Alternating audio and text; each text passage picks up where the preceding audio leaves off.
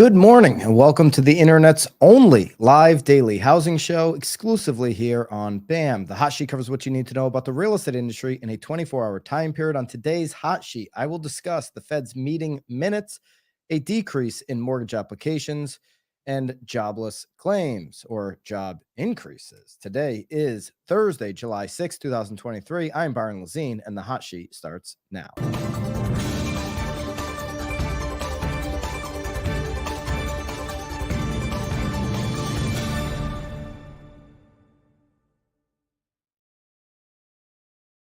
Welcome back here on the live stream. Let me know in the live chat where you are tuning in from, which market you've got. We have a whole bunch to get into, and we're going to start with the FOMC minutes. This is from the June 13th and 14th meeting where they decided to skip raising the federal interest rate.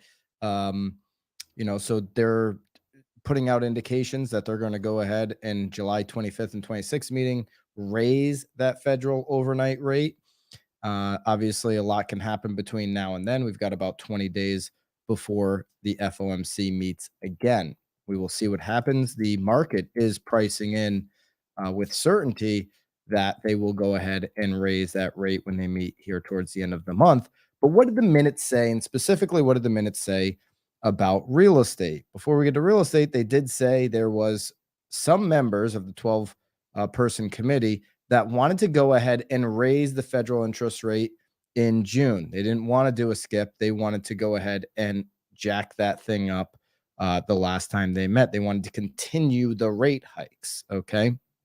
Obviously, that didn't happen. And again, investors are pricing in 87% chance that they will raise here at the end of July. Now let's go to what they said specifically about real estate. I'll read from the minutes.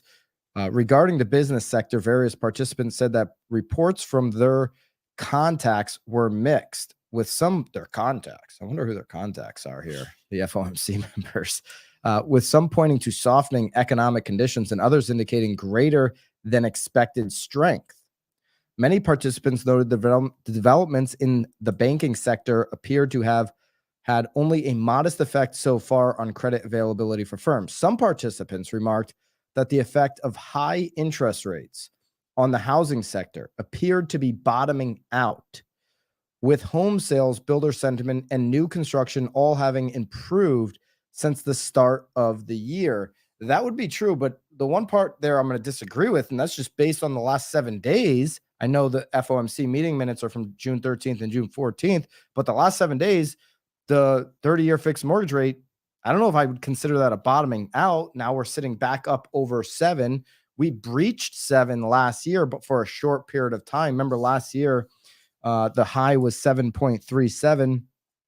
Based off of what the 10-year did yesterday, we could get close to that again. Okay, so the 30-year fixed is on its way up right now, just based on where the 10-year finished the day yesterday. This is crazy. Okay. The spread on based off of the spread from the last week here, the 30-year fix could be at 7.19. So you're less than a quarter point off of the high of last year. If potentially that's where it goes today, we'll see. And we'll take a look at the 10-year here before we sign off. Okay. More from the Fed. Okay. Fed's Lori Logan, the president of Dallas Fed, she has a speech today going on overseas. And here's one of the big quotes from that. A housing rebound could cause upside risk to inflation. Jim Cramer this morning on CNBC said the Fed is playing for time. He hopes that Pulte and Toll Brothers will build more because housing is where the inflation is. Let me know in the live chat if you agree that housing is where the majority of inflation is today in this country. It costs 40% more to buy a house than it did in 2019, says Kramer. He has to bring down, he meaning Jerome Powell, he has to bring that down if he's going to be a good Fed chairman. So Jim Cramer is saying the Fed FOMC must do something about what he's calling, a housing inflation problem. Okay. Obviously, we know that housing went into a recession last year. We talked about this on yesterday's stream a little bit. Is the housing recession over? That's been debated a little bit. There's I had George Ratu, former chief economist of Realtor.com, current KCM chief economist on Knowledge Brokers podcast. He believes that the housing recession is over. The indication of Case Shiller going month over month price increases and builder sentiment going up and builder starts going up. All these would be indicators that, okay, yes, the housing recession is over. There was that piece in Fortune yesterday that I mentioned where Ali Wolf is questioning whether we're going to have a double dip housing recession. But Jim Cramer, CNBC, doesn't see that. He actually sees housing as being very robust and housing being where the inflation is. Okay, so more from Fed's Lori Logan. Let's go over to some more of her comments this morning. Okay, as these minutes came out, Federal Reserve Bank of Dallas President Lori Logan said Thursday this morning that there was a case for a rate rise at the June policy meetings. And this was noted in those minutes and comments that affirmed her view that more rate increases will be needed to cool off a still strong economy. We've got some jobs information that shows how strong this economy is right now that I'll get to in just a few minutes. It would have been entirely appropriate to raise the federal funds target rate at the FOMC meeting in June, consistent with the data we had seen in recent months in the Fed's dual mandate goals. A challenging and uncertain environment. It can make sense to skip a meeting and move more gradually. That's ultimately what they did. I'm very concerned whether inflation will return to target in a sustainable and timely way.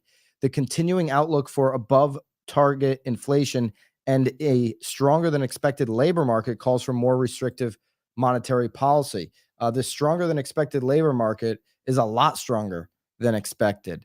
And what we'll get to this in a minute, but what tools does the Fed have to bring inflation down if the labor market and the general economy, remember we saw that GDP read come in at 2%, a revision for quarter one up from 1.3.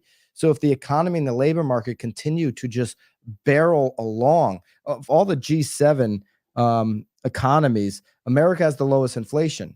So we're continuing to defy all odds in these high inflationary times. These high inflationary times, of course, according to the Fed. I would argue that our inflation is lower. I've made that case many times here because I think they're overstating the rental inflation. We had a chart yesterday. You can go to BAMX, get all of our charts, all of our daily downloads from this show, all in one place on BAMX.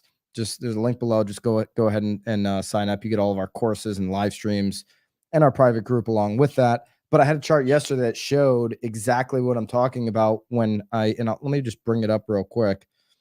When I look at rent costs and how the Fed is looking at those. Okay, so here it is. The purple and red line, the owner's equivalent of rent residences and the rent of primary residences, still showing basically going up and starting to flatten out. That's what the Fed looks like at. They don't look at real-time data like CoreLogic, like Zillow Observed Rent Index or Apartment List National, all showing rents are plummeting. So if they took that into consideration, my case would be that inflation would be much lower than what the fear is out there, what the Fed is saying. Listen, the economy, it doesn't seem too worried about this inflation. The economy seems to be doing just fine with where we're at right now. She led this, going back to Lori Logan, she did lead her speech very direct though. And here's the direct quote from her. She gets right to the point. I remain very concerned about whether inflation will return to target in a sustainable and timely way. I think more restrictive monetary policy will be needed to achieve the Fed's inflation objectives. So she's on the side of the committee that wants to come out and raise the federal interest rate once again. She wants to continue to make it harder on the economy. And this is historically, if you follow what the Fed has done in these situations, this is historically what they will do. They will go out and overdo it on fighting inflation. They'll overdo it on increasing the interest rate to the point where they'll just break the job market and push the economy into recession. That's what they've done every single time they've been faced with this situation. And then they have to play catch up and start cutting the rate. Okay, they had to play catch up and raising the interest rate because they printed too much money when they had the excuse to get the money printing machine out. We printed an extra $2.3 trillion when the what was already over. So, they play catch up one way and then they go the other way. Morgan Stanley says a surprising increase in the sale of new homes doesn't mean that the overall demand for housing is on the rise. Okay, a surprising increase in the sale of new homes doesn't mean that the overall demand for housing is on the rise. We've seen new homes increase. I would agree with Morgan Stanley. Let me know in the live chat if you agree that a surprise increase of the sale of new homes does not mean that overall demand for housing is on the rise. I'd absolutely agree. And our update here from Mortgage Banker Association today would agree with that. Mortgage applications decreased 4.4% from 1 week earlier, according to the data at Mortgage Banker Association. So mortgage applications are dropping, but new construction sales are increasing. And I agree with Morgan Stanley that this doesn't mean that overall demand is increasing because new home construction is completely overpriced. It's $550,000 for the average new construction home across America. It's $450,000 median price for a new home. So of course, overall housing demand, buyer demand is not going to be reflective of new home construction sales because most buyers in America today can't afford new homes. Most home shoppers, most of the demand, especially mortgage application demand, isn't looking at $550,000 homes, and they're looking at their Z app or their RDC app or their local broker app or the MLS drip that they're on, and they're just saying there's two homes in the area that I'm looking on, available for market, and one of them you can't even buy with a mortgage because that's where we are at with inventory. Buyers are dropping off, in my opinion, on the mortgage applications because of the seasonality. Recognize that we're in July and mortgage applications typically will decrease this time of year. So one, seasonality, and two, people are quitting on the buy side. There's no incentive for them to apply for a mortgage when they're looking at the available inventory and there's nothing there. Would you go if every single car lot was empty? Would you go and apply for a car loan? Okay, if you went to the dealership and there was no cars there, and he said, "Hey, I got no cars, but I can get you a car loan in case one shows up in the future." Would you get the car loan or would you wait for the cars to show up? Right? That's the mentality, I think, with buyers right now, and that's why we're seeing a 4.4% decrease from 1 week earlier. The refinance index decreased 4% from the previous week as well. It's 30% lower than the same week 1 year ago. The seasonally adjusted purchase index decreased 5% from 1 week earlier. The unadjusted purchase index increased 6% with the previous week and was 22% lower than the same week 1 year ago. Here's the quote from Mortgage Banker Association. Mortgage applications fell to their lowest level in a month last week as rates for most loan types increased.